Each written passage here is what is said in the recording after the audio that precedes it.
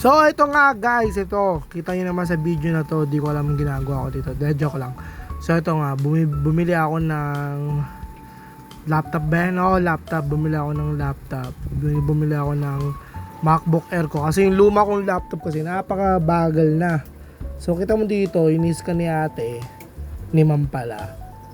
Basta yan, may ginagawa siya, binabaril niya. Nasa ko naman, naghihintay lang ako dyan, tamang tamang usap lang, baka kasi madalas sa usapan yung pagbabayad, pero wala ganun talaga. Pero yun nga, guys, hindi ko to guys hinulugan guys, kasi sabi kasi ng partner ko, wag daw hulugan kasi daw sakit daw ng ulo, so wala akong choice kundi bayaran ng buo.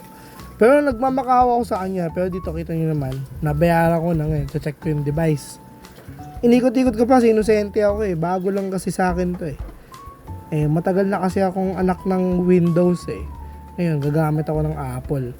So, try-door na ba ako nun? Joke lang. So, ito nga, ino-open ko dahan-dahan. Medyo first time So, hindi ko alam. Kasi, ang nipis niya kasi guys. Sobrang nipis niya. Sobrang nipis niya. Medyo, kinakabahan ako. Nakakaba kasi, ang arte ko pa dyan, tinulungan ako ni ate. Kasi, baliktad yung pagkakalagay ko. Sabi ko, tanga-tanga ko.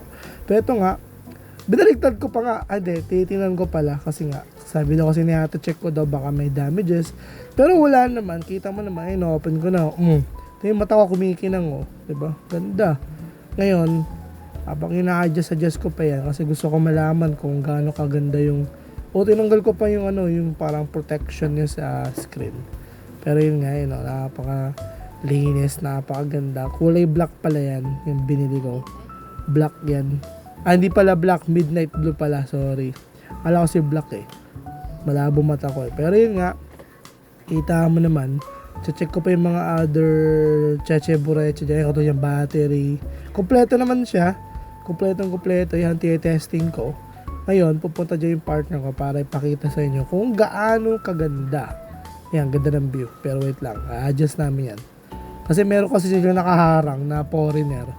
Di marunong magtagalog, tanga-tanga, pupunta ng bansa, joke lang. Pero yun nga, siguro may pagkaano siya, may pagka naka-headset kasi, pero yun nga, kita mo napakaganda. Ayan, medyo check lang namin. Kita mo naman, napakaganda ng pagkaka-check namin dyan.